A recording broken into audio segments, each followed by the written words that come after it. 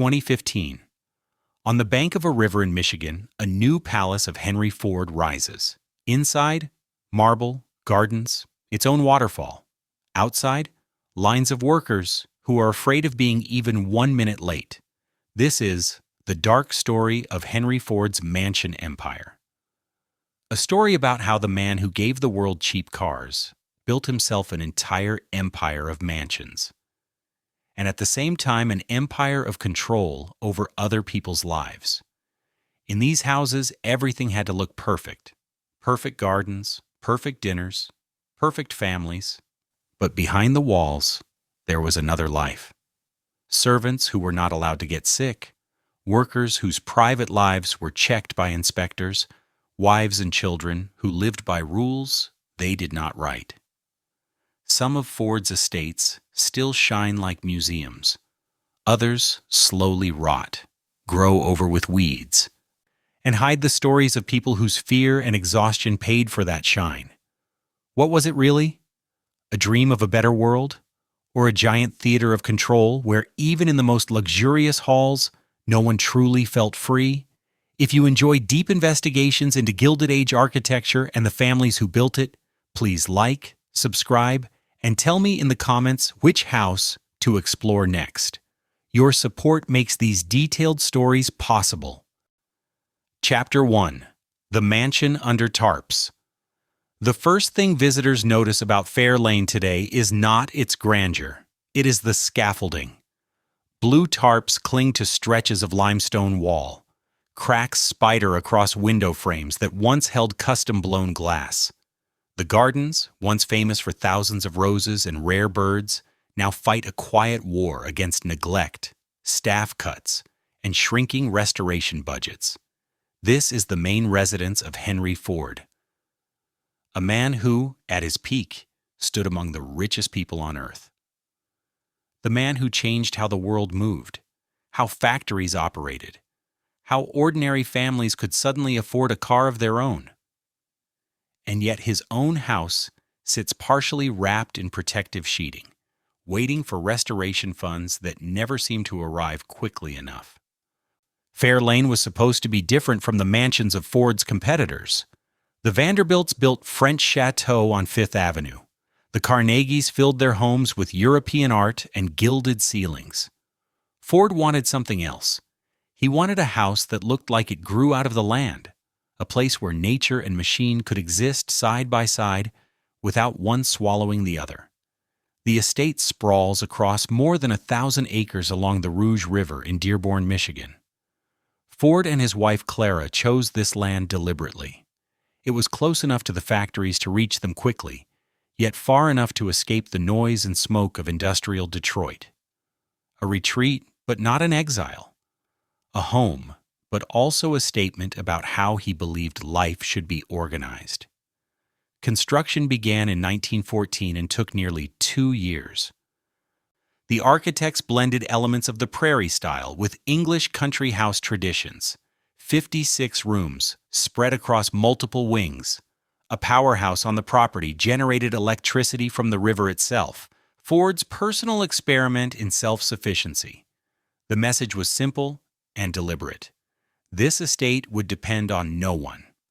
But understanding Fair Lane means understanding what it was built to escape and what it was built to control.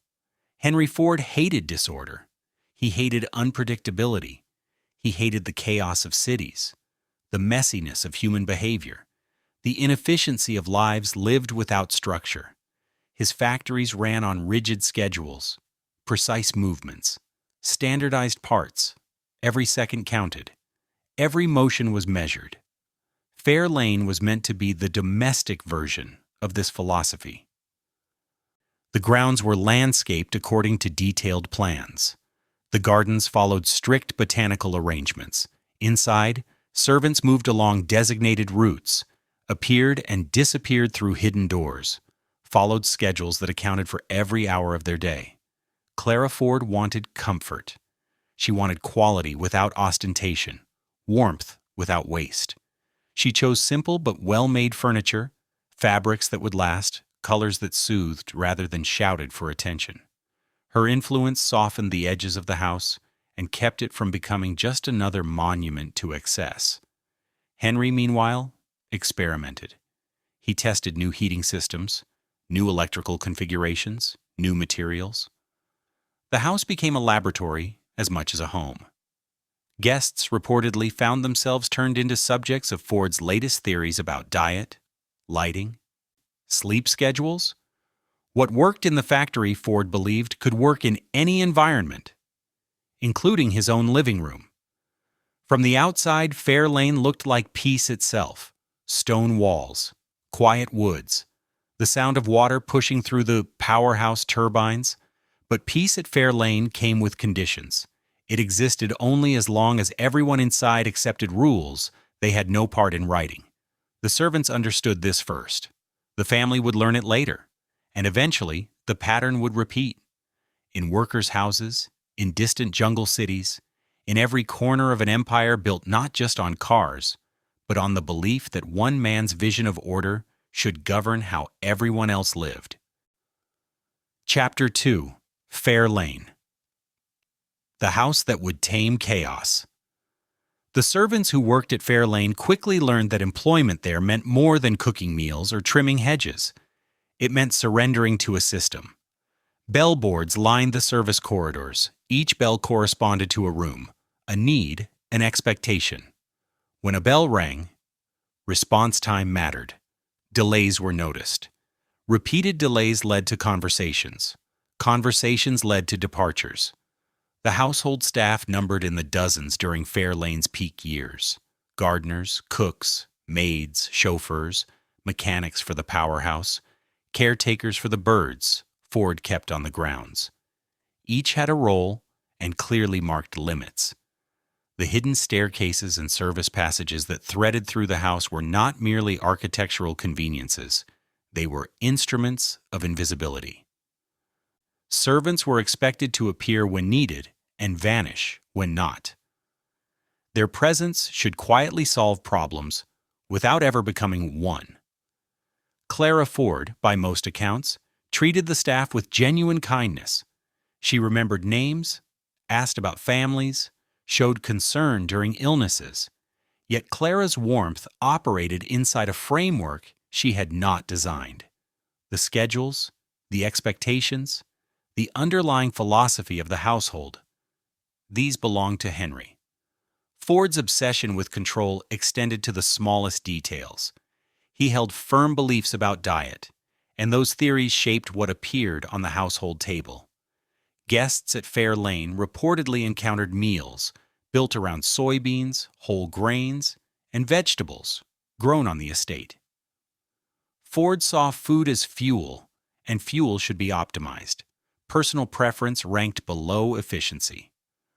The same logic applied to daily routines. Ford rose early. He expected others to do the same. He believed in the moral value of work and the danger of idleness.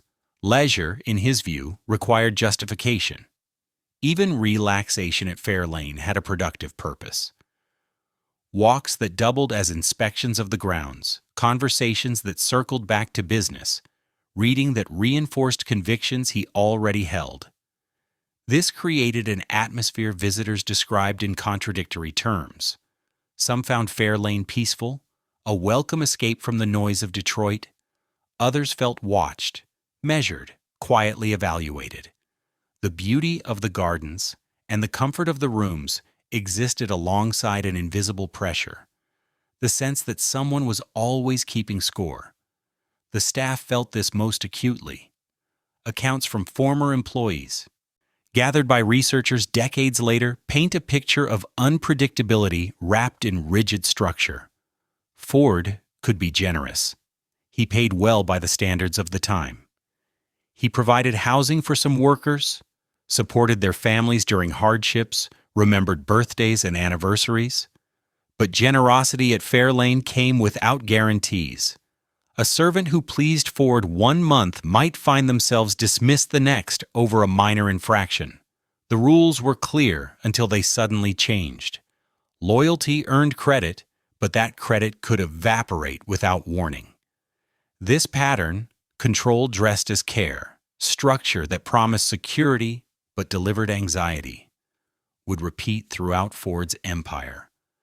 Fair Lane was simply the first laboratory, the house where Ford tested his ideas about how people should live, how households should run, how order could be imposed on the chaos of human existence. Outside the estate's stone walls, a larger experiment was already taking shape. A few miles away, the Rouge River plant was growing into one of the largest industrial complexes in the world. And between the factory and the mansion, Ford was building something else entirely.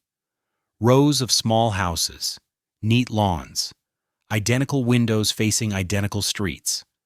A neighborhood designed not by the people who would live there, but by the man who employed them.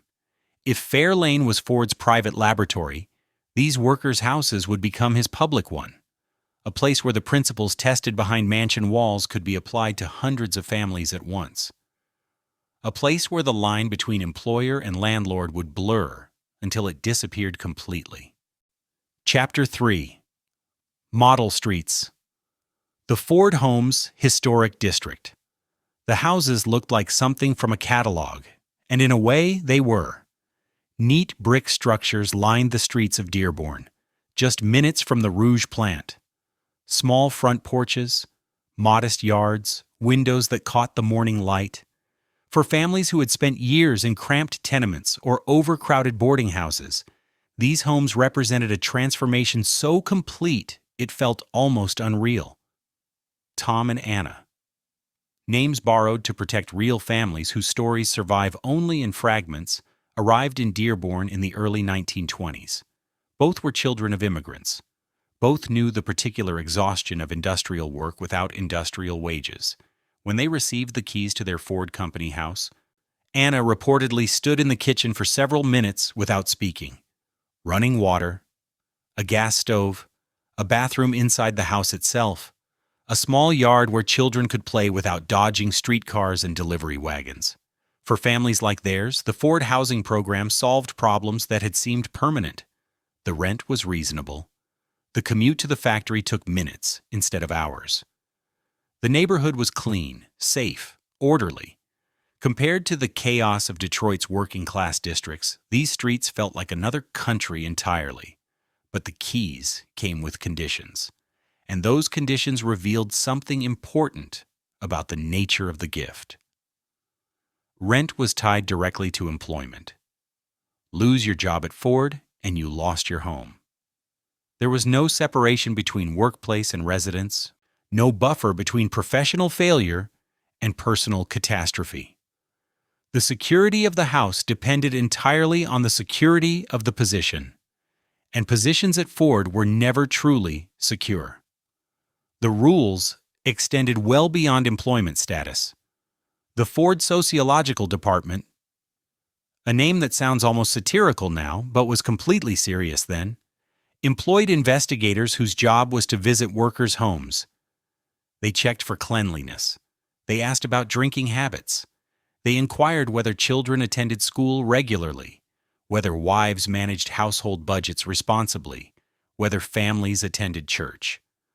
What looked like a simple home inspection quickly became an audit of an entire way of life. The official purpose was improvement.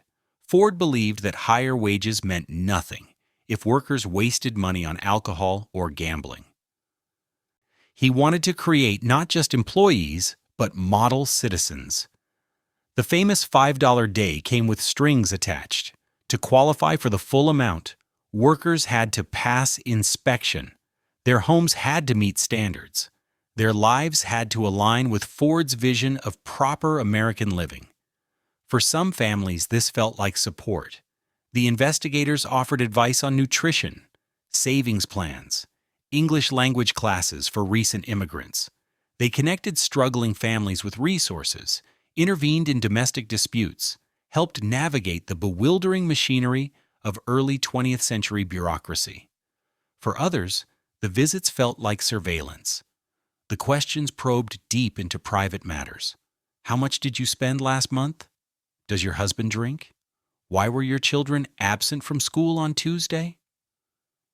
The boundary between help and intrusion blurred until it effectively disappeared. Neighbors learned to watch each other. A complaint about noise or an unkempt lawn could trigger an inspection. A rumor about a family argument could reach the sociological department within days. The streets remained beautiful, the houses well maintained, the lawns trimmed to acceptable lengths. But beneath the surface order ran currents of anxiety that never fully dissipated. One family on Tom and Anna's street lost their home after the husband was fired, following a dispute on the assembly line. Within weeks, they were packing their belongings. The house that had seemed like salvation became just another temporary stop, another reminder that security in Ford's world was always conditional and always revocable. The neighborhood endured. The houses still stand today, many of them occupied by descendants of the original families. But the story they tell is more complicated than any catalog photograph or real estate brochure could capture. And if the workers' streets represented Ford's vision applied to hundreds, another project was taking shape that would apply it to thousands. Not in Michigan, but deep in the Amazon rainforest. Chapter 4. Gawkler Point. The Gilded Cage of Edsel and Eleanor. The stone house on the shore of Lake St. Clair looked nothing like Fair Lane. Where Henry Ford's estate emphasized self-sufficiency and experimentation, the home of his son Edsel and daughter-in-law Eleanor followed a different vision entirely. Cotswold architecture, lead-paned windows, limestone walls that seemed to have grown out of the earth itself, gardens that slid gently toward the water with an elegance that felt ancient, even though the house was barely a decade old. Edsel Ford had spent his life navigating a contradiction. He was heir to one of the largest fortunes in American history, yet he worked under a father who distrusted inherited wealth. He loved modern art, European design, architectural innovation, tastes his father viewed with suspicion at best and open contempt at worst. Edsel wanted to build something beautiful. Henry wanted to build something useful. The estate at Gawkler Point became Edsel's answer to that conflict. If he could not reshape the Ford Motor Company according to his own vision, he could at least shape his home. Construction began in 1926. The architect Albert Kahn, already famous for designing Ford's vast industrial plants, received a different kind of commission. No exposed steel here. No assembly line logic. Instead, Kahn created a house that looked as though it had stood for centuries. Hand-cut stone, massive chimneys, rooms that opened onto one another with a warmth Fair Lane's more rigid corridors never achieved. Eleanor Ford filled those rooms with art. Diego Rivera, Paul Cézanne, paintings and drawings that challenged and provoked, that embodied everything Henry Ford found suspicious about modern culture. The walls of Gawkler Point became a quiet rebellion, a gallery of tastes the patriarch could not control. But rebellion has limits when the rebel still depends on the empire. After dinner parties, Eleanor would sometimes step onto the terrace overlooking the lake. The water stretched toward the horizon, dark and calm. And somewhere beyond that line of darkness, on the far side of the city sprawl, the rouge plant glowed against the night sky. Furnaces that never cooled, assembly lines that never stopped, the source of everything that made this beautiful house possible. Eleanor understood the exchange, the stone beneath her feet, the paintings on her walls, the gardens where her children played. All of it traced back to those distant fires, to the workers who arrived before dawn and left after dark, to the accidents, the exhaustion, the lives slowly consumed by the machinery of production. She managed this knowledge the way many in her position did, through philanthropy, through careful attention to causes that mattered, through a genuine effort to use wealth responsibly. But the fundamental equation remained unchanged. Beauty here was purchased by labor there. Comfort in this house was subsidized by discomfort in countless others. Edsel himself grew increasingly ill during the 1930s. Stomach problems that doctors struggled to diagnose. Fatigue that did not lift. At the same time, stress piled up year after year as he fought losing battles against his father's decisions. Henry Ford had a fixed vision for the company, and that vision did not include the changes Edsel believed were necessary. The son's ideas were overruled, his appointments reversed, his authority quietly undermined by lieutenants who reported directly to the father.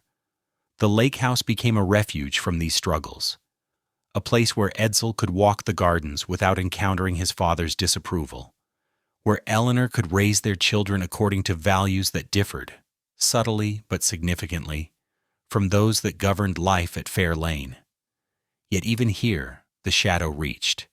Every comfort depended on the continued success of the enterprise. Every beautiful object existed because the factories kept running, the workers kept producing, the system kept turning. Gawkler Point was a gentler cage than Fair Lane.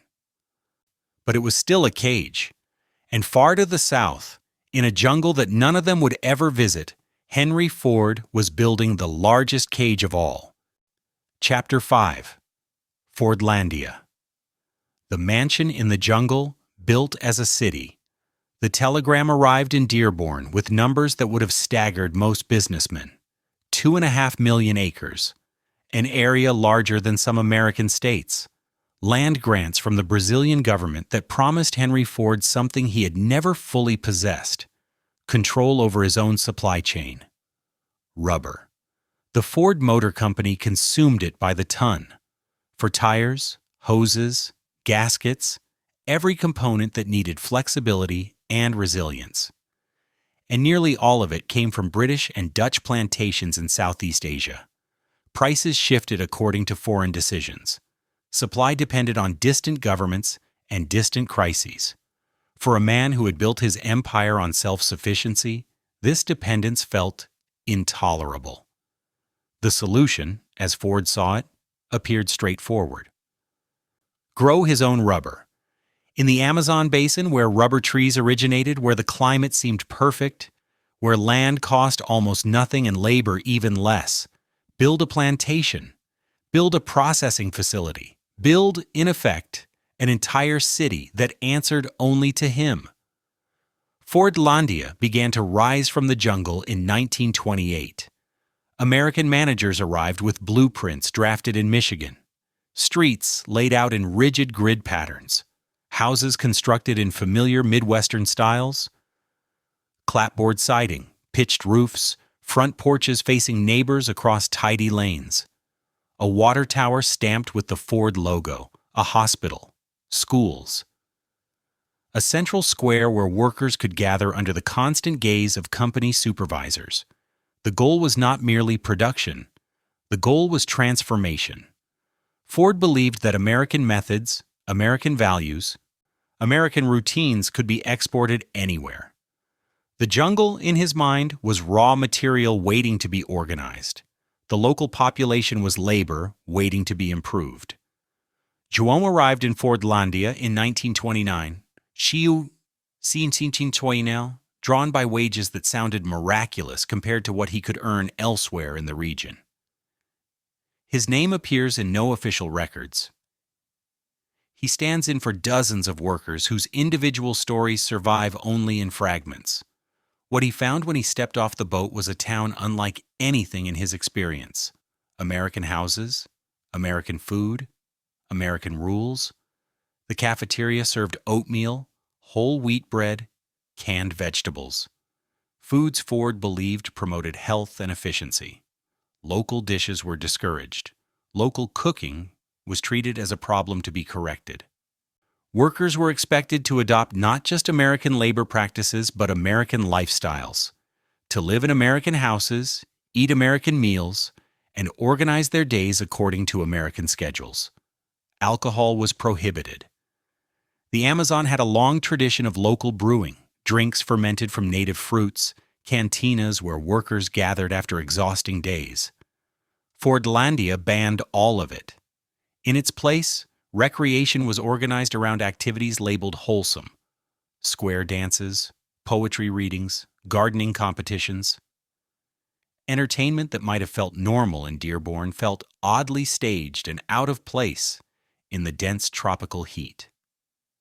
The workday followed factory logic: fixed hours, supervised tasks, time clocks that recorded arrivals and departures with mechanical precision, but the jungle ran on different rhythms.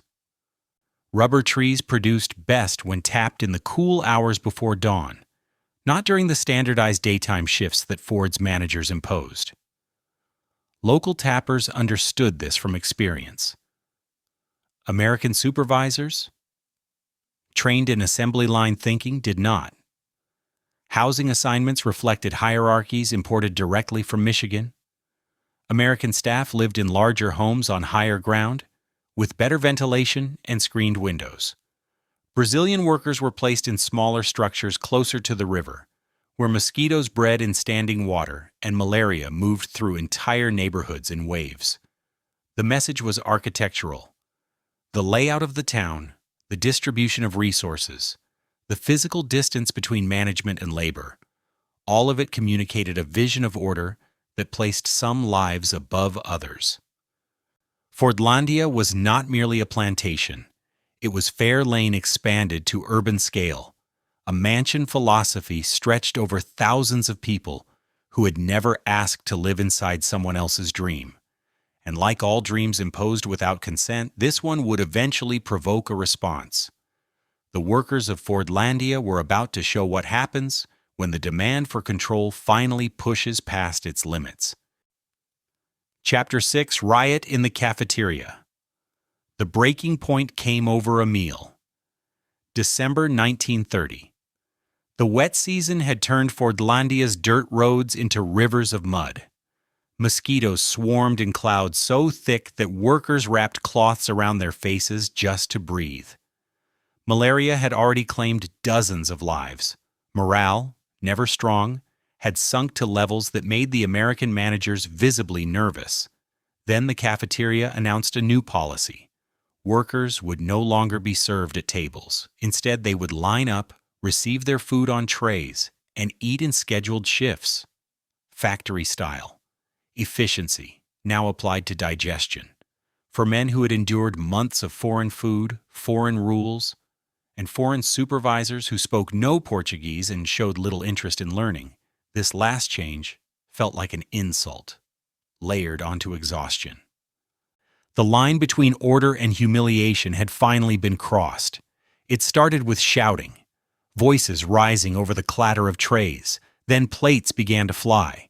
Workers overturned tables, smashed windows, hurled kitchen equipment into the muddy streets outside. Pots and pans crashed against walls.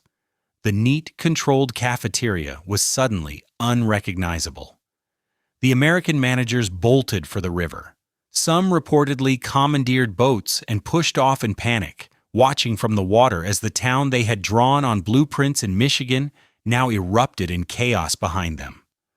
The riot lasted only a few hours. Brazilian military forces arrived and restored order with rifles and discipline. No Americans were killed, though several suffered injuries in the scramble. The physical damage, broken glass, wrecked furniture, shattered dishes, was substantial but ultimately repairable. What could not be repaired was the illusion.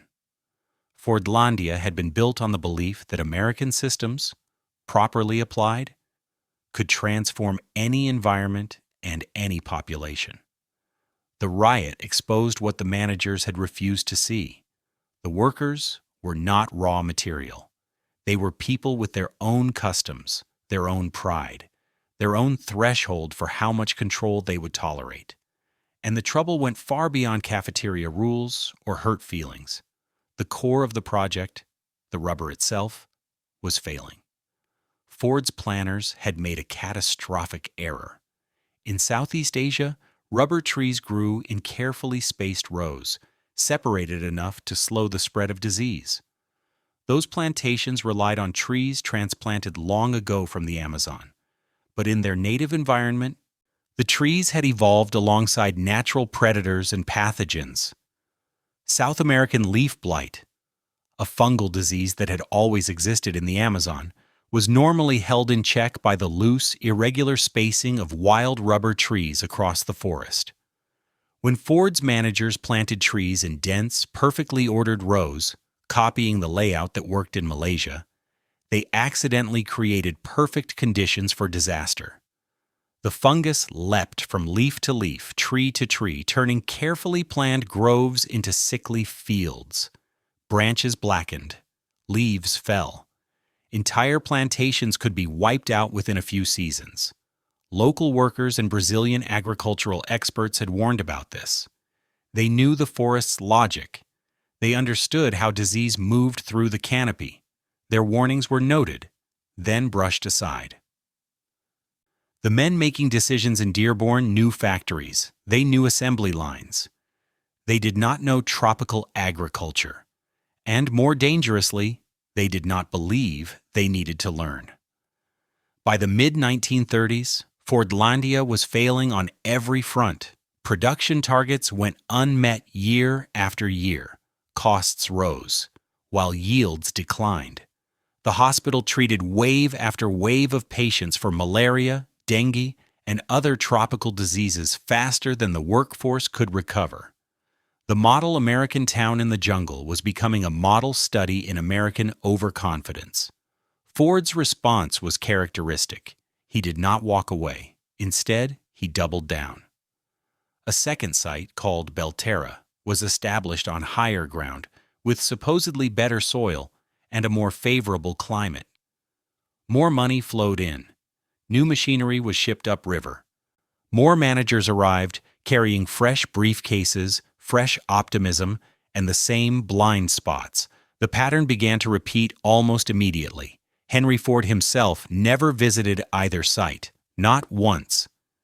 He directed the entire project from Dearborn, studying reports and photographs, issuing orders based on information filtered through layers of managers inclined to tell him what they believed he wanted to hear.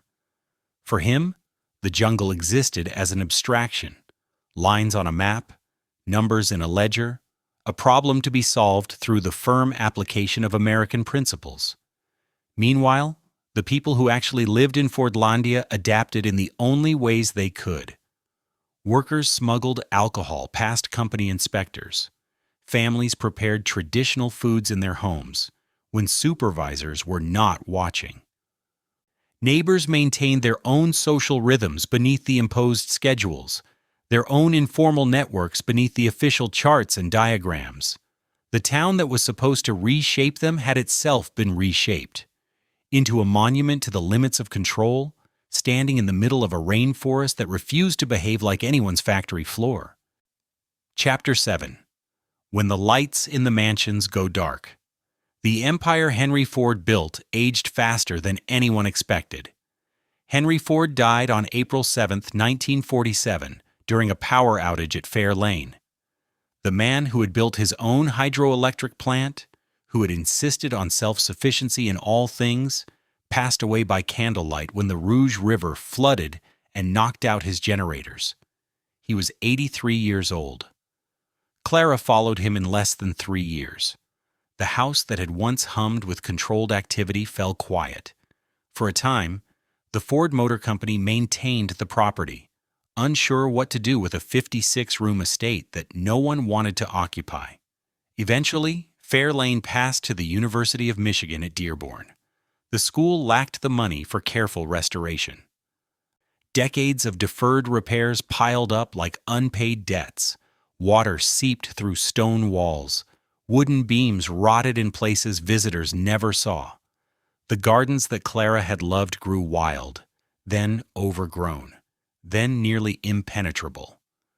The powerhouse that once showcased Ford's attempt to master nature fell silent, its turbines rusted in place, its original purpose fading from memory. Fair Lane was not alone in its decline. The Ford Rotunda, a massive exhibition hall that had welcomed millions of visitors, burned to the ground in 1962 during roof repairs. The fire consumed the building in less than an hour. Photographs from that day show smoke rising over Dearborn like a funeral pyre for an entire era. Other landmarks simply vanished. Factory buildings were demolished. Worker housing was remodeled beyond recognition. The physical infrastructure of Ford's empire was erased piece by piece, replaced by parking lots, low-rise offices, and strip malls that bore almost no trace of what had stood there before. At Gawkler Point, the story turned in a different direction. Edsel Ford had died in 1943, 4 years before his father, worn down by illness and the endless struggle against Henry's interference. Eleanor remained in the lake house, raising their children, supporting causes, tending the gardens that had brought her husband brief moments of peace during his difficult final years.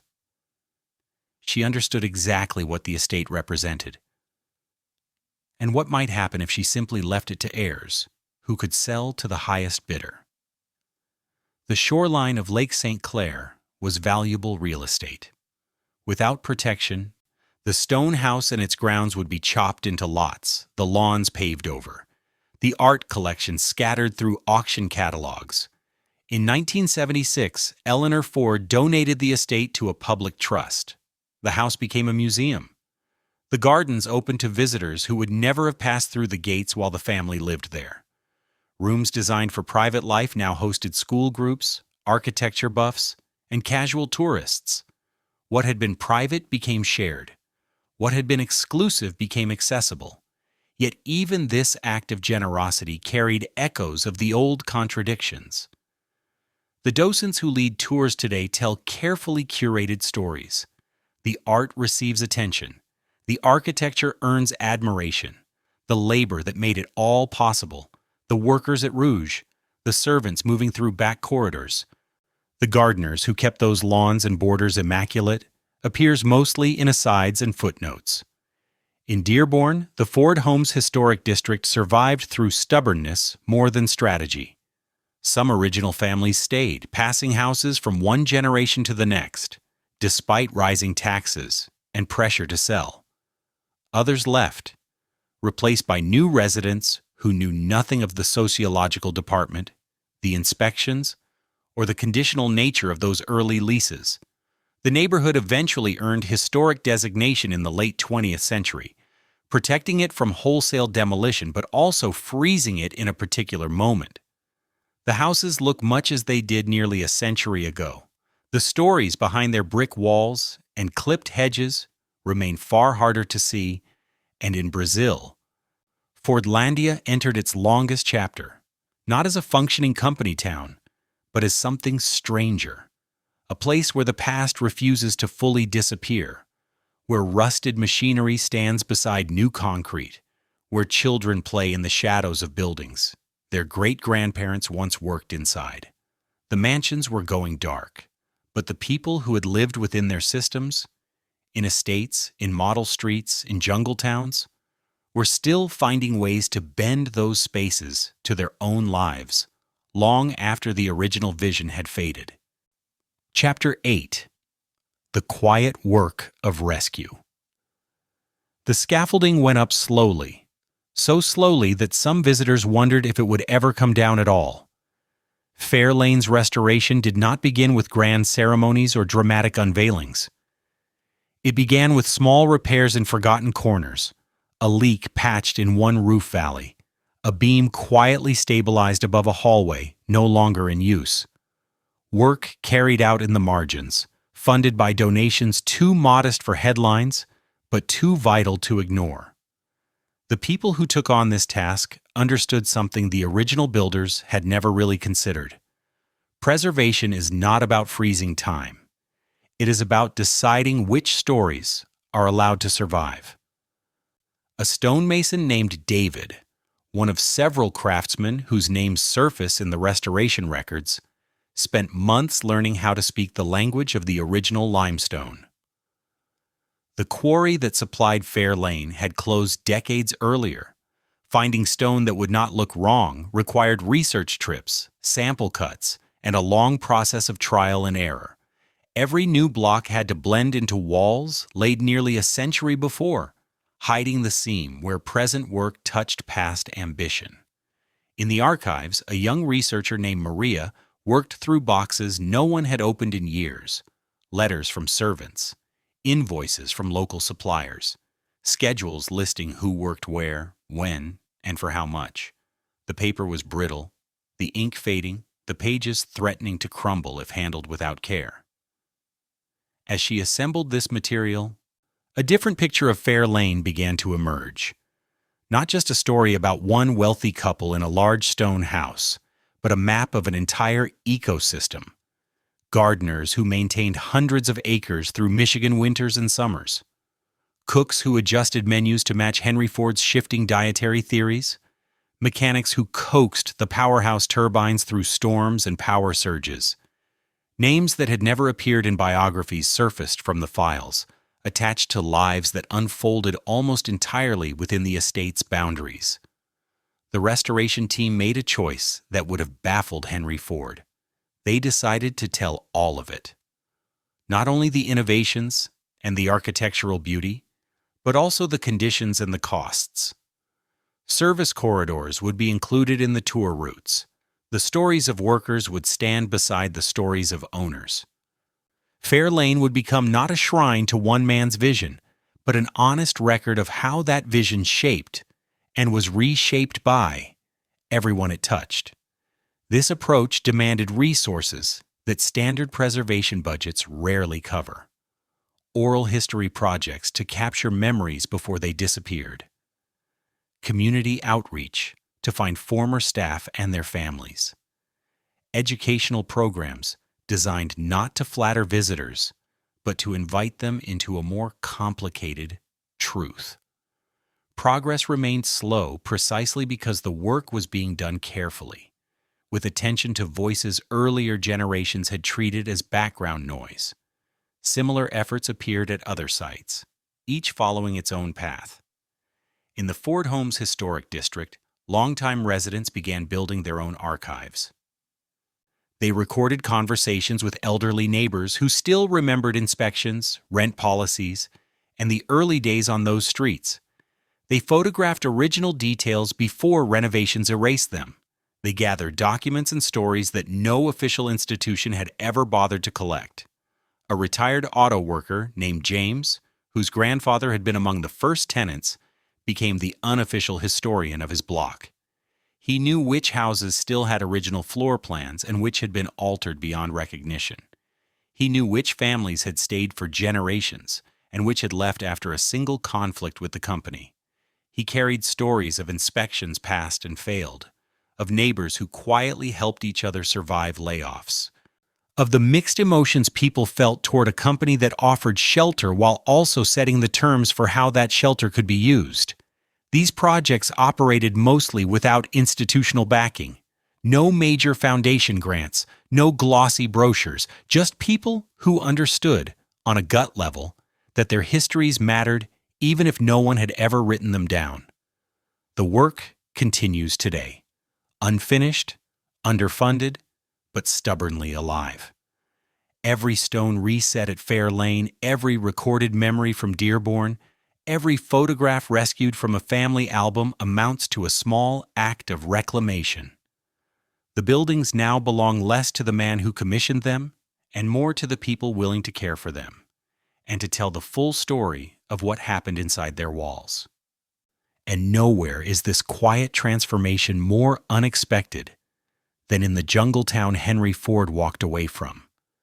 A place where, among the ruins of someone else's failed experiment, a community has learned to live on its own terms. Chapter 9. The Second Life of Fordlandia. The water tower still bears the Ford logo. Rust has softened its edges, turned sharp letters into ghosts of themselves, but the name remains visible from the river, a metal landmark on the Tapajos, quietly pointing toward a town that was supposed to disappear and never did. Fordlandia today is home to roughly 3,000 people, not ghosts, not tourists, families who wake each morning in houses built for American rubber workers, who send their children to schools constructed with Michigan money, who shop in small stores that occupy buildings once meant for company purposes, no one even remembers anymore. The town was expected to die when Ford abandoned it. In 1945, the company sold the entire operation back to the Brazilian government for a fraction of what it had spent. Executives in Dearborn wrote off the losses and moved on. The rubber dream was finished. The jungle, they assumed, would quietly reclaim what remained. But people do not follow corporate logic. The workers who had built their lives in Fordlandia saw no reason to leave simply because distant shareholders had lost interest. The houses still stood. The hospital still functioned, at least in a basic way. The land, however poorly suited for rubber, could grow other crops. So they stayed. Decades passed. The American machinery rusted in place, too heavy to move, too expensive to repair, gradually absorbed into the landscape like industrial fossils. Children grew up playing in abandoned warehouses, turning conveyor belts into balance beams, climbing the water tower their grandparents had helped construct. They learned history not from textbooks, but from the physical evidence that surrounded them every day. A teacher named Lucia, her students know her simply as Professora, now leads lessons no curriculum in Dearborn ever imagined. She walks her classes through the old plantation rows, pointing out where rubber trees once stood before leaf blight destroyed them. She shows them the managers' houses on the hill, still larger and better ventilated than the workers' quarters below. She explains what those differences meant then, and what they still suggest now. Her lesson is not about cultivating resentment. Lucia teaches her students to understand the past without being trapped by it. The Americans arrived with money, confidence, and a plan that ignored what local people already knew. They failed. Then they left. But the town remained. And the people who stayed built something new out of what had been abandoned. Researchers arrived from time to time, drawn by Fordlandia's strange status as a failed utopia. Photographers frame shots of decaying infrastructure wrapped in vines, capturing the collision of tropical growth and industrial ruins. Journalists write articles about hubris, colonialism, and the limits of corporate power. They come, they observe, they take notes and images, and then they leave. The residents have learned how to receive these visitors without letting them define what the town is. Yes, Fordlandia has an unusual origin story. Yes, the ruins make striking photographs, but this is not a museum. It is a place where people work shifts, argue over bills, celebrate weddings, and worry about their children's futures, no matter what happened nearly 90 years ago. Some of the old buildings have found new purposes. A warehouse now stores agricultural equipment. A former administrative office houses a small clinic. A building once used for company meetings hosts church services and community gatherings. The infrastructure of control has been quietly repurposed to serve needs Ford's planners never considered, because they never asked what the community itself might want. The jungle, meanwhile, has proven more resilient than anyone in Dearborn ever predicted. Reforestation projects have begun to replace failed rubber groves with native species. Young people who might once have left for distant cities now find work in environmental restoration, turning the site of an ecological miscalculation into a living laboratory for recovery. Fordlandia has become something Henry Ford himself would never have understood, a place that belongs to the people who live there, not to the company that built it. A reminder that control, no matter how total it seems at first, eventually hits its limits. And in Michigan, far from the Tapajos, other communities are learning similar lessons, slowly reclaiming factories, streets, and houses that were designed for someone else's purposes and teaching them to serve the lives that remain. Chapter 10. Streets that Learn to Speak. The block party happens every August now. Folding tables stretch across lawns that company inspectors once measured for compliance. Children chase each other between houses whose original tenants lived under constant evaluation. The smell of grilled food drifts through air that once carried mostly factory smoke and quiet anxiety. The Ford Home's historic district has become something its designers never intended. A neighborhood, not a model community, not a demonstration project, not a laboratory for social engineering, just a place where people know each other's names, watch each other's children, argue about parking, property lines, and all the ordinary frictions of shared space.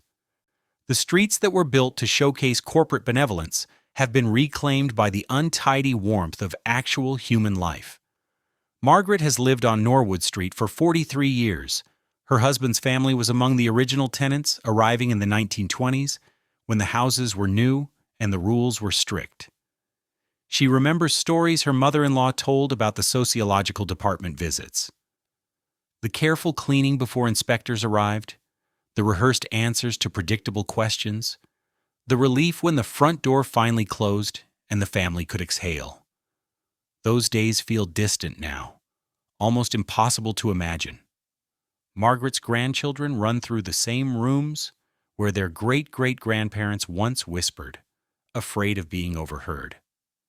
The walls that witnessed so much careful performance now absorb the noise of birthday parties, holiday dinners, slammed doors, and arguments that no one bothers to hide. The historic designation, when it came, brought mixed feelings. Some residents welcomed the protection it offered against developers who had been circling for years, eager to demolish the old houses and build something taller, shinier, more profitable. Others worried about restrictions, about being told what colors they could paint their doors, about trading one form of control for another.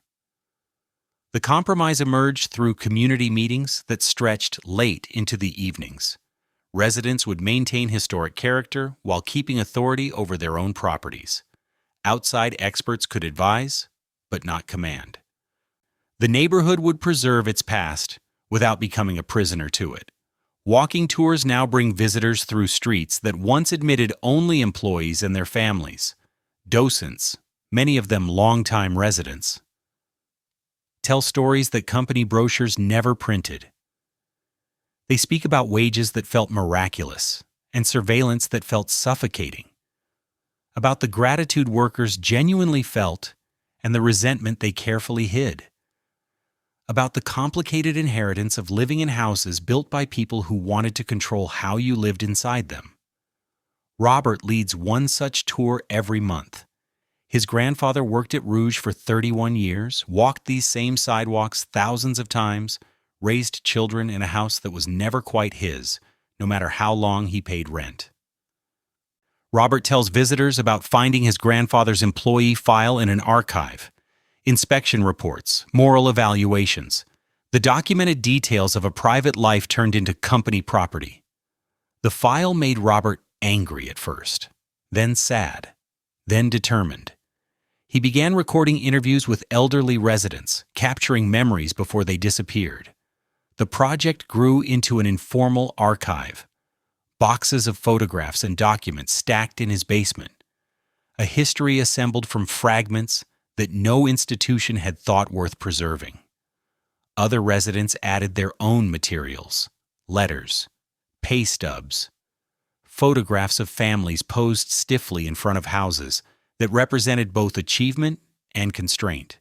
The collection has no official status, no professional cataloging, no climate-controlled storage. It exists because people decided their stories mattered enough to save.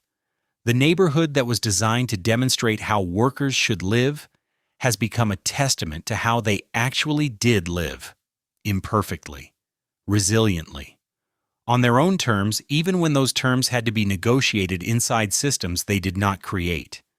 And across the water, another Ford property was undergoing its own transformation, shifting from private sanctuary to public inheritance. Chapter 11. Ford House. From private club to shared memory. The gates that once admitted only the carefully selected now swing open for anyone who can afford a ticket. Busloads of school children arrive at Gawkler Point on Tuesday mornings. They spill onto pathways originally designed for garden parties and diplomatic receptions, their voices echoing across lawns where Eleanor Ford once walked in quiet contemplation. Docents gather them into clusters, lead them through rooms filled with art that most of their parents could never dream of owning, past windows that frame a lake view worth more than entire city blocks. This was not the future the Fords imagined when they built their stone house on the water, but it is the future Eleanor chose once she understood what would happen without intervention. The donation in 1976 came with conditions, deliberately crafted to avoid the fate that had overtaken so many other Gilded Age estates. No subdivision, no demolition, no conversion into condominiums or corporate headquarters. The house would remain whole. The grounds would stay intact. The collection would be preserved in place. And crucially, the property would welcome visitors. Not as guests of the family, but as beneficiaries of a public trust. The transition took years. Staff had to be hired, systems invented, compromises found between preservation and access.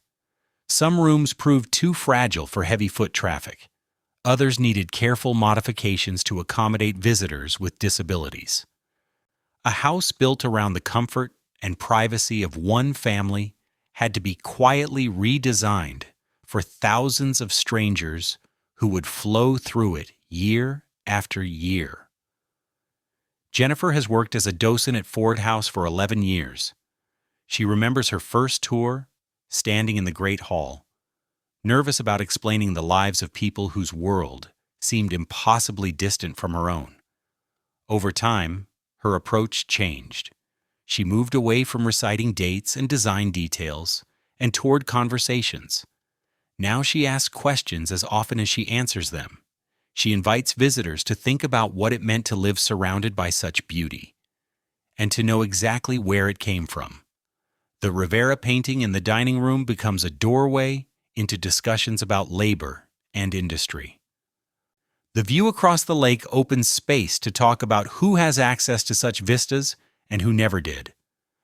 The servants' quarters, modest rooms tucked out of sight, make visible the workforce that made all this elegance function day after day.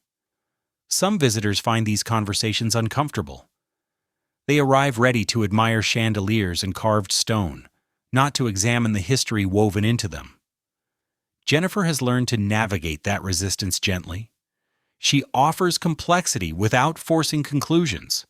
The house contains contradictions. She lets guests feel them, rather than resolving everything neatly. School groups tend to cut through the reverence that adults bring.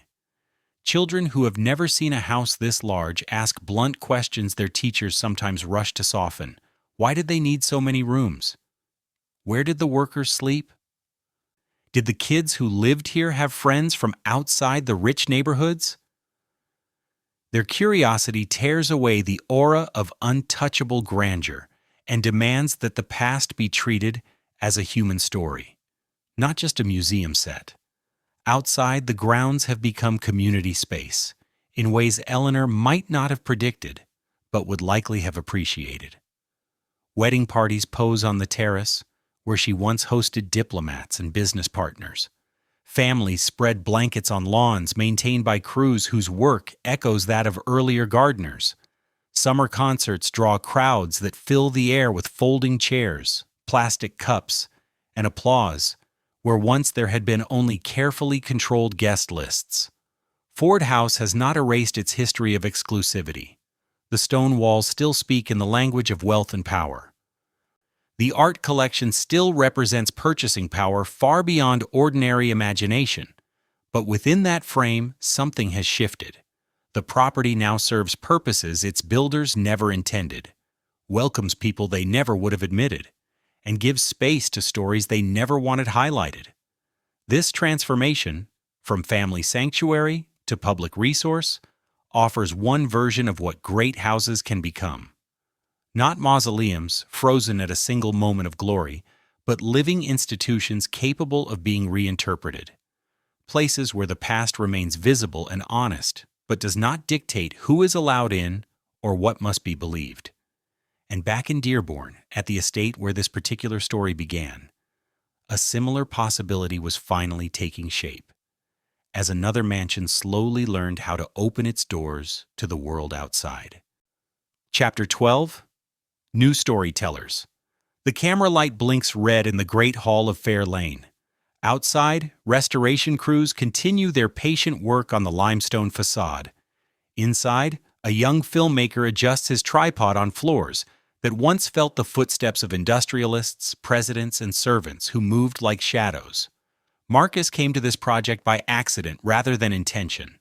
A simple documentary assignment for a local television station brought him to Fair Lane on a public tour. Something about the place unsettled him. Not the grandeur which he had expected, but the silences. The gaps in the official narrative where other stories should have been. He began returning on his own time, interviewing archivists, tracking down descendants of former staff, piecing together accounts that had never been gathered into a single telling. The project grew beyond anything the television station wanted or could broadcast. Marcus kept working anyway. His documentary will not be a celebration of Henry Ford's genius, nor will it be a straightforward indictment of his flaws. Marcus has learned that the most honest histories resist both temptations. They sit with contradiction, allow complexity to remain unresolved, and trust audiences to draw their own conclusions. The film includes footage from all the sites that once formed Ford's domestic empire. Fair Lane, restored, and still restoring. The workers' houses in Dearborn, now lived in by families who have made them entirely their own. Gawkler Point, transformed into a public trust on the shore of Lake St. Clair, and Fordlandia, where children play beneath a rusted water tower that still bears a famous name. Marcus maps these locations not as separate curiosities, but as expressions of a single vision. The same impulse that designed hidden servant corridors at Fair Lane also produced inspection programs for workers' homes. The same philosophy that controlled meal schedules in the mansion also imposed American food on Brazilian laborers in the jungle. The scale changed from estate to neighborhood to company town. The underlying logic remained constant, but the map now includes another layer: the people who have reclaimed these spaces, the historians recovering erased stories, the residents who turned model houses into actual homes, the community in Brazil that refused to disappear when the company withdrew, the visitors who walked through Ford House and Fair Lane asking questions earlier generations would never have voiced out loud. The documentary ends not with Ford's death, but with a scene from a recent summer afternoon. A neighborhood gathering on one of the old company streets in Dearborn. Elderly residents who remember the last traces of corporate oversight share folding tables with young families who know the history only from stories. Children run across lawns that were once measured for compliance. Laughter rises in spaces designed for control. Marcus films without narration. The images speak for themselves. Here is what was built. Here is what it cost. Here is what remains. Here is what people have made from it. The Great Hall of Fair Lane holds echoes of all these stories. The room where Ford once entertained according to rigid protocols now hosts school groups, community events, and visitors from around the world. The restoration continues, year after year, revealing layers that time had hidden and earlier tours ignored. The house now tells a fuller story than its builder ever intended to share. A new generation of storytellers has emerged: filmmakers, oral historians, community archivists, preservation specialists who understand that saving buildings means saving the complexity of what happened inside them. They work without the vast resources Ford commanded, without the certainty that drove his projects, without the assumption that their vision should override all others. What they offer instead is something Ford could never have provided: honesty about costs, respect for voices he ignored, a willingness to let history remain uncomfortable rather than forcing it into satisfying shapes. The mansion empire is passing from the hands that built it into the hands of those who will carry it forward. What they make of it and what they choose to remember remains to be seen. Chapter 13. Light in the Windows. The evening sun catches the restored glass of Fair Lane's west windows. For the first time in decades, the light falls as it was designed to fall, through panes that match the originals, across rooms returned to something close to their early condition. But the house is no longer waiting for Henry Ford to approve the arrangements. A group of university students crosses the great lawn, notebooks in hand. Their assignment is not to admire the architecture, but to interrogate it. How does space communicate power? What do floor plans reveal about who mattered and who did not? Which doors were meant to be seen, and which were meant to stay invisible? The questions would have bewildered the home's original owners. They would have seemed impertinent, perhaps even dangerous. Now they form the backbone of a semester's work. The powerhouse runs again, its turbines restored by engineers who treated the project as both historical preservation and practical training. Electricity flows from the Rouge River just as Ford intended, though the purpose has changed. What was once a demonstration of one man's self-sufficiency now powers classrooms, archives, and workshops that serve thousands of students and visitors each year. In Dearborn, the sun sets over streets that have outlived their original purpose. Porch lights flicker on in houses built as instruments of control and now used as ordinary homes. The sameness that was once enforced, identical setbacks, regulated paint colors, approved landscaping, has given way to the gentle chaos of personal taste. One yard holds a vegetable garden. Another displays a crowded collection of ceramic figures no sociological department would have approved. A third has been poured in concrete for basketball, the hoop slightly crooked, the painted lines fading under scuffed shoes. Children who will never hear about inspection visits or conditional tenancy shoot baskets until their parents call them inside. They slam screen doors, argue over bedtimes, complain about homework.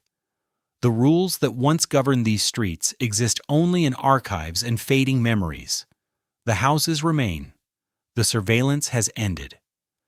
At Gockler Point, the lake reflects the last light of day. Visitors linger on the terrace where Eleanor Ford once stood watching distant factory fires. The view has changed. Fewer smokestacks now, more trees, a skyline reshaped by deindustrialization and new development. But the water still moves toward the horizon with the same patient rhythm that framed her evenings. A wedding party poses for photographs on the lawn. The couple knows something of the house's past, but has chosen the location for its beauty rather than its pedigree. Their guests wander through gardens that were once strictly private, admiring flowers they could not have seen a generation ago. The estate has shifted from boundary to backdrop, a setting that now belongs to occasions instead of owners. And in Fordlandia, night falls over the Amazon. The water tower disappears into darkness, its Ford logo invisible until morning. Below it, the town glows with scattered lights, homes where families gather around televisions and dinner tables, a bar where workers relax despite prohibitions that ended before their grandparents were born. A school where tomorrow's lesson will include the strange history of why this settlement exists at all. The empires of control leave ruins, but not empty ones. The jungle reclaims plantations, yet people plant new crops between old rows. Rivers erode the foundations of powerhouses, yet engineers come back to stabilize what can still be used. Time softens the edges of the strictest designs, and the most rigid plans slowly bend under the weight of ordinary lives. What endures is not the vision of any single architect, but the accumulated choices of everyone who came after. Fair Lane will continue its slow restoration. The workers' houses will continue their quiet evolution into an ordinary neighborhood with an extraordinary backstory. Ford House will welcome another generation of visitors with questions its builders never anticipated. Fordlandia will remain inhabited and improbable, a monument both to the failure of imposed dreams and to the resilience of communities that refuse to vanish. The lights in the windows are not the same lights that once burned there. The people inside are not the same people. The stories told about these places grow more complex every year, folding in voices that were once kept outside the gates or confined to the servants' halls. This is what remains of Henry Ford's mansion empire. Not what he built, but what others have made, and are still making, from the structures he left behind. Chapter 14. What the Door Remembers. The brass doorknob at Fair Lane's main entrance has been turned perhaps 1,000,000 times. Hands in white gloves during formal dinners. Calloused palms of workers delivering supplies. Fingers trembling with nerves before important meetings. The metal has worn smooth in places, shaped by decades of arrivals and departures, by all the hopes and fears that have passed through this threshold. This morning, a docent named Sarah polishes that knob before the first tour. No one has told her she must. There is no checklist that requires it. She does it because the gesture connects her, in a small, tangible way, to everyone who has touched this same surface before. Industrialists and servants, family members and strangers, the powerful and the forgotten. She thinks about hands. Ford's hands, which reportedly never lost the roughness of his farm boy years despite his wealth. Clara's hands, arranging flowers in vases throughout the house, creating softness inside stone walls. The hands of maids scrubbing floors before dawn. Gardeners pruning roses in heavy summer heat. Chauffeurs gripping steering wheels while waiting for instructions that might not come until midnight. The door remembers none of this and all of it. Objects absorb history without understanding it. They persist, while the people who use them disappear. This doorknob will outlast Sarah, just as it outlasted Henry Ford, just as it will outlast today's visitors who brush past it without a second thought. Humans are not objects. Humans remember selectively, interpret constantly, revise their stories again and again. The way people talk about Fair Lane has changed with every generation. Ford's contemporaries saw a monument to American ingenuity. Later critics saw evidence of megalomania and control. Current interpreters try to hold both views at once, acknowledging achievement without ignoring cost, admiring the engineering while naming the harm. The same process unfolds across the former mansion empire. In the workers' houses, descendants re-examine family legends and discover that the prosperity they inherited came wrapped in conditions their grandparents rarely described in detail. At Ford House, curators revisit collections and labels, asking which voices have been amplified and which have been pushed to the margins. In Fordlandia, residents shape identities that include the American episode, without letting it define who they are. Memory is not preservation. Preservation tries to stop time, to hold a moment in place against the erosion of years. Memory moves. It changes shape. It bends to the needs and questions of the present. The houses can be restored to an approximation of their original appearance. The memories of what happened inside them cannot be put back the way they were. That may be the mansion empire's most important lesson. Control fails not only because systems break down, or workers revolt, or jungles resist cultivation. Control fails because meaning cannot be frozen. Every generation reinterprets what it inherits. Every community reshapes the spaces it occupies. Every person who passes through a door carries in their own understanding and leaves with a different one. Henry Ford wanted to build environments that would shape behavior permanently. Houses that would make workers orderly, estates that would model proper living, company towns that would turn jungle populations into productive Americans. The physical structures often worked exactly as planned. The psychological programming never fully did. The people who lived in these spaces adapted, resisted, subverted, endured. They smuggled their own habits and beliefs into rooms designed to correct them. They maintained identities inside systems designed to remake them. They passed down stories that contradicted official narratives. They waited out the empire and then reclaimed what was left. Sarah finishes polishing and steps back. The doorknob gleams, ready for another day of hands. In a few minutes, the first visitors will arrive. Families, students, historians, curious strangers. Each will touch this same metal. Each will cross this same threshold. Each will take away a different sense of what this house is and what it means. The door swings open. Morning light spills across the entrance hall. Another day begins at Fair Lane. And the story shifts again, ever so slightly, with everyone who enters and everyone who leaves. The mansion empire has become something its builder never imagined.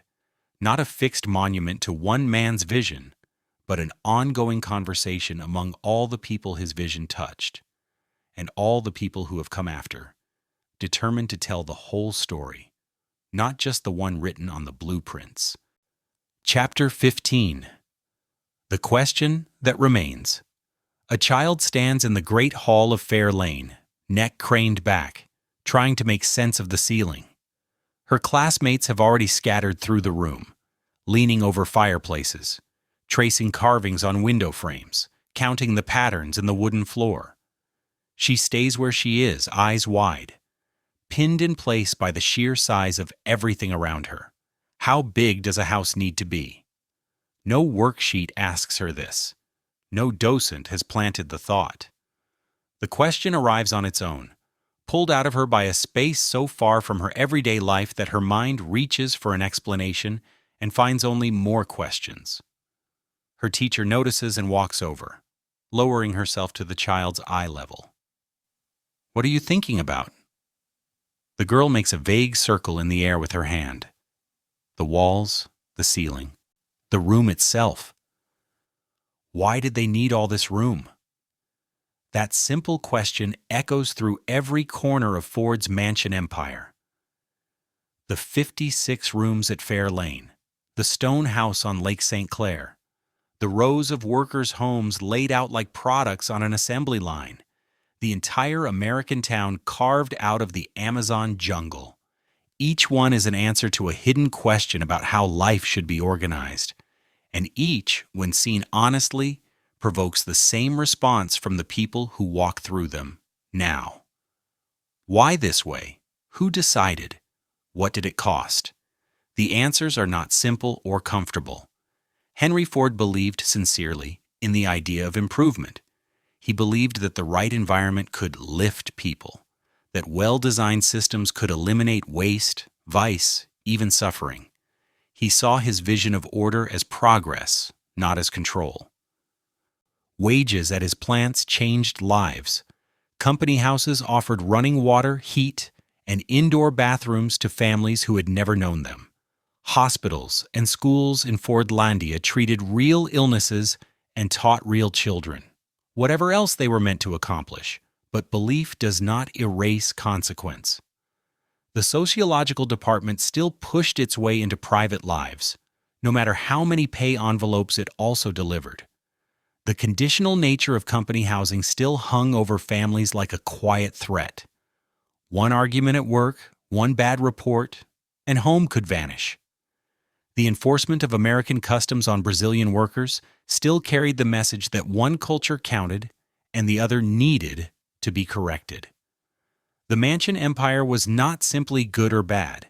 It was both at once, in proportions that cannot be measured with a single verdict. The houses contain evidence for every interpretation: beauty and coercion, generosity and intrusion, comfort and anxiety.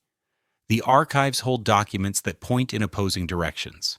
The descendants of workers and owners alike carry memories that refuse to flatten into a neat summary. What remains in the end is less a final judgment than an invitation. The places still exist. The records can be read. New stories keep emerging as new researchers ask different questions. Anyone who wants to understand what Ford built and what it meant to those who had to live inside his designs can visit, listen, argue, and decide what they think for themselves. The child in the Great Hall will not settle any of this today.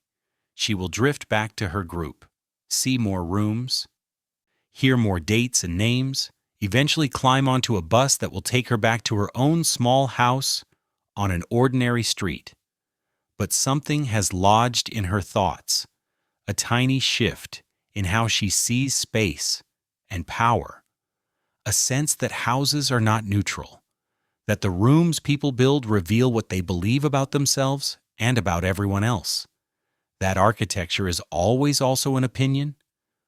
Perhaps she will return someday, older, armed with different questions and a notebook of her own.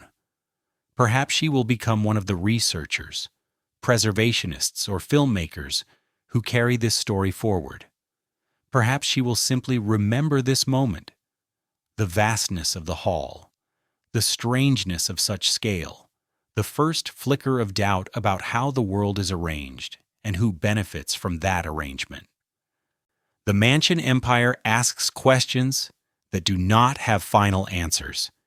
Each generation responds according to its own values, its own fears, its own sense of what human beings owe one another. The child looks up at the ceiling for one last second. Then she runs to rejoin her classmates, leaving the great hall to its echoing quiet, to its memories, its scars, and its patient waiting for the next person who will stand in that same spot, look up, and wonder. Chapter 16. Inheriting the Empire. The lawyer's office in Detroit holds no trace of grandeur. Fluorescent lights hum overhead. Worn carpet buckles near the door. A conference table scarred by decades of tense meetings dominates the room. Yet the papers spread across its surface reach back to marble halls, jungle plantations, and narrow streets where workers once lived under constant scrutiny. A woman named Catherine sits across from the attorney, reviewing documents that will determine the future of a small house in Dearborn. Her grandmother purchased it in 1952, 7 years after Ford sold the workers' housing to individual buyers. 3 generations have lived within its walls. Now Catherine must decide whether to keep, sell, or donate a property whose market value has multiplied roughly 100-fold since her grandmother signed the original deed. She is far from alone in facing this kind of choice. Across the former empire, descendants confront questions of inheritance that reach well beyond simple arithmetic. What does it mean to own a fragment of this history? What obligations come with that ownership? Which stories are attached to the property? And who has the right or the responsibility to tell them? Catherine's grandmother rarely spoke about the early years. The inspection visits, the unease of living under standards that were never fully explained but always enforced. The way neighbors whispered about the sociological department. The wave of relief that passed through the street when Ford finally sold the houses and the new owners could paint their doors any color they wished. These memories appeared only in scattered comments, fragments that Catherine collected without grasping their full weight. Now holding the deed, she understands something her grandmother may never have put into words. Ownership alters the relationship completely. The house that had functioned as an instrument of corporate control became, through purchase, a site of family autonomy. Her grandmother did not just buy a structure. She bought the power to decide. She bought the right to say no. She bought freedom from conditions that had governed the property since its construction. The question now is what Catherine will do with that freedom. Developers have approached her more than once, offering sums that would fundamentally change her financial life. The lot itself, they explain, is worth more than the aging house that sits on it. They talk about opportunity, upgrades, density, unlocking value. They talk about square footage and zoning. They do not talk about inspections or anxiety or the history embedded in those walls. Other inheritors have chosen different paths. Some have placed preservation easements on their properties, legally binding agreements that protect historic features even if the house is later sold. Others have donated homes to historical societies or community land trusts, trading private control for public access. A few have opened their doors for occasional tours, becoming informal curators of their own family archives, guiding visitors through rooms layered with inherited stories. There is no single correct answer. The houses of Ford's empire are too numerous, too uneven in condition, too differently located to allow one rule. Each inheritor must weigh personal needs against historical significance, immediate financial pressure against long-term preservation, individual rights against the broader community's interest in remembering how these places came to be. Slowly, almost quietly, a loose network has begun to form. Descendants find one another in online forums, trading scans of old inspection reports and pay stubs. Local gatherings bring together owners from different streets to compare notes on maintenance, zoning battles, and preservation strategies. Scholars and amateurs share research. Out of these conversations has grown a fragile but real awareness that these houses, scattered across cities and continents, amount to a collective inheritance that no single owner can protect alone.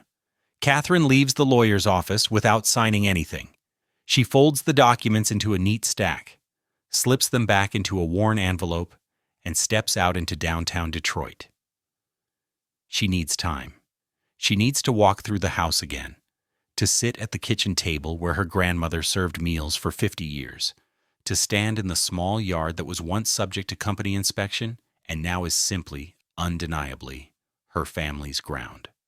The empire that Ford built was designed to endure beyond any individual life. The factories, he believed, would outlast their workers. The houses would outlast their tenants. The systems of control would perpetuate themselves even as names on office doors changed. It has not worked that way. The factories have mostly closed or been repurposed. The formal systems of control have collapsed. What remains are properties held by individuals who must decide one by one what to preserve, what to alter, and what to let go. Catherine will make her choice eventually. So will thousands of others facing similar decisions in Dearborn, along Lake St. Clair, in the shadow of rusted water towers on the Tapajos. The empire is being dismantled and reimagined deed by deed, signature by signature, in ways its founder never anticipated and could never have controlled. Chapter 17. The Map Redrawn. The projection screen glows in a darkened classroom at the University of Michigan Dearborn. A graduate student named David clicks through slides that took him more than 3 years to assemble. Maps overlay maps. Timelines cross and knot.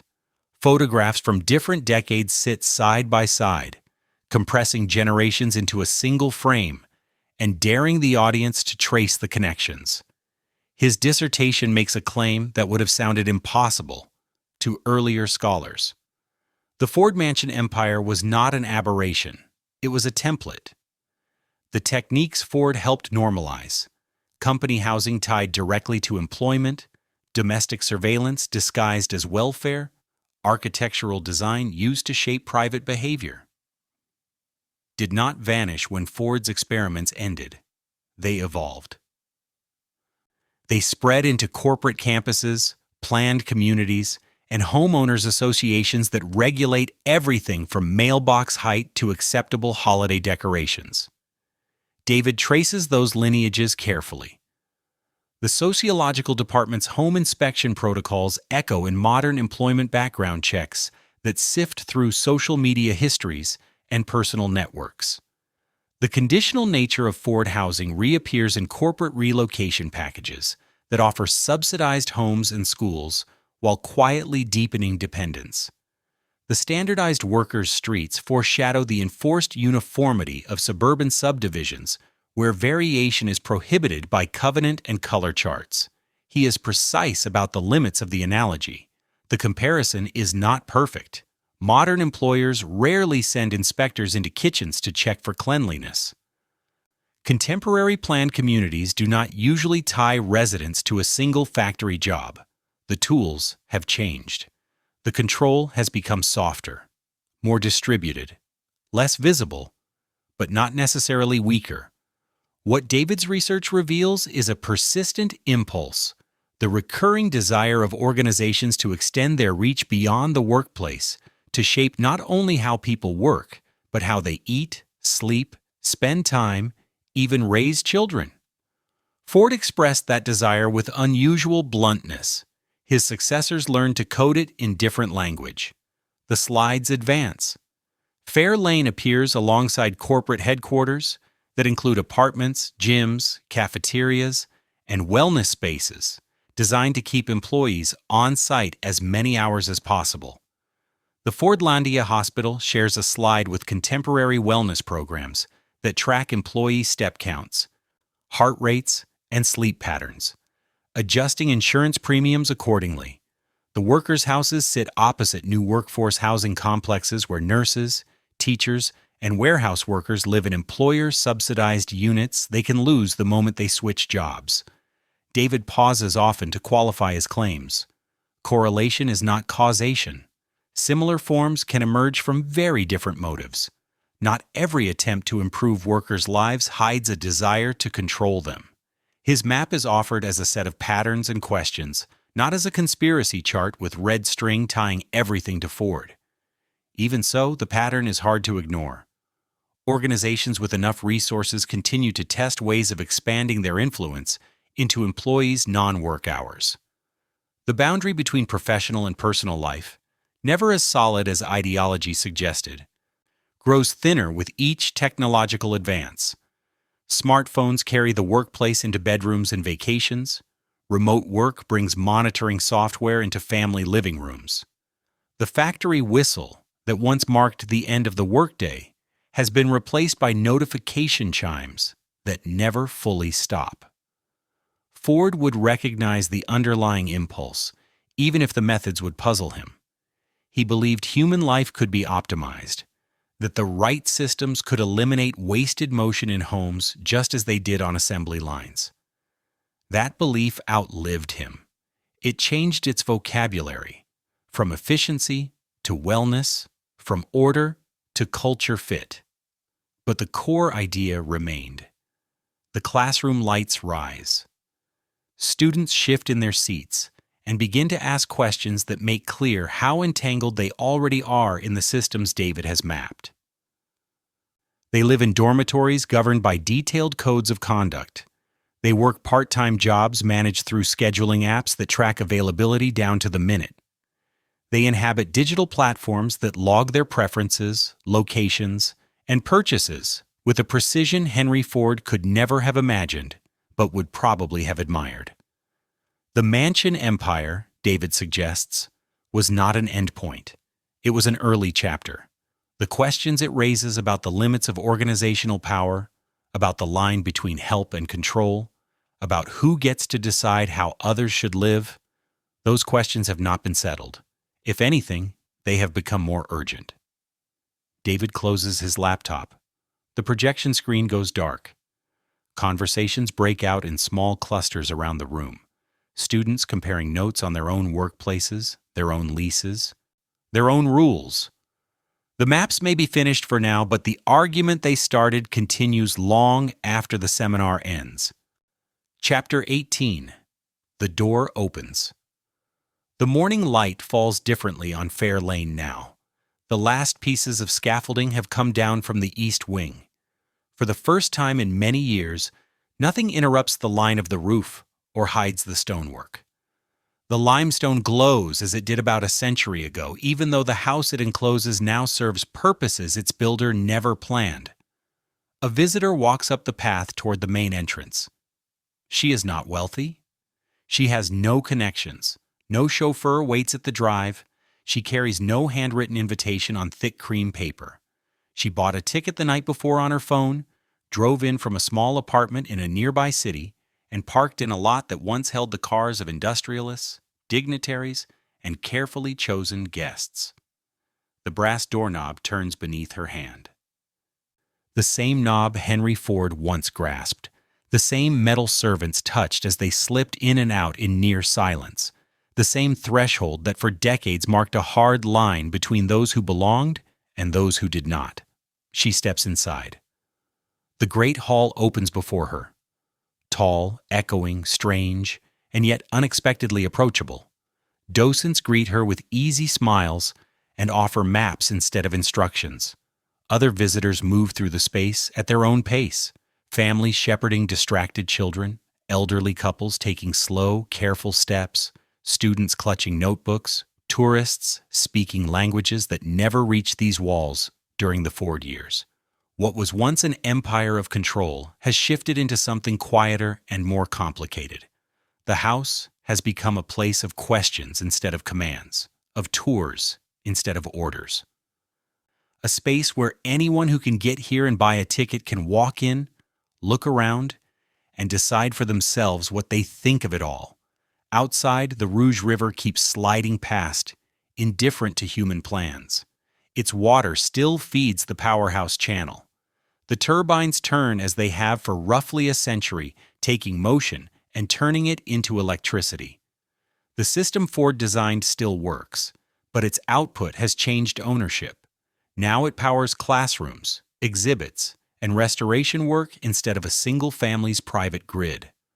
Across Dearborn, the workers' streets ease into another ordinary day. Children wait for school buses on sidewalks. Their great-great-grandparents once walked under worried eyes, wondering how an inspection would go. The houses along those blocks are painted in shades the sociological department would never have allowed.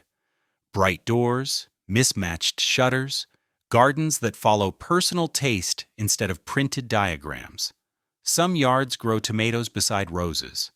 Others are cluttered, lived in, unmistakably free. The neighborhood breathes on its own. At Gockler Point, the lake catches the same morning sun that once lit up the windows of Edsel and Eleanor's rooms. Staff unlock doors and switch on lights. Tours will begin within the hour. Phones will ring in the office with questions about wedding dates and photo permits. Grounds crews will move through beds and borders, tending gardens that now belong, in a real sense, to anyone who shows up. And in Fordlandia, under the rusted water tower with its fading Ford logo, another day starts in the Amazon heat. Families wake, make breakfast, head to work and school. Some will spend the afternoon in buildings once meant for company purposes, now repurposed for local needs.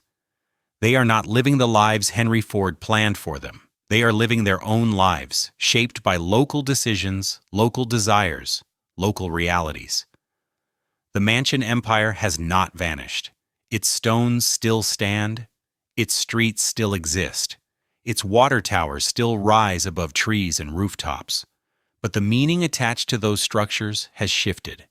The same walls now hold different stories. The same designs now serve people who were never supposed to be the main characters. The visitor at Fair Lane lingers a moment longer in the great hall, then follows a docent toward the next room. Behind her, the brass knob settles back into place, ready for the next hand, the next arrival. The door that once kept most people out now waits, open, for whoever comes next.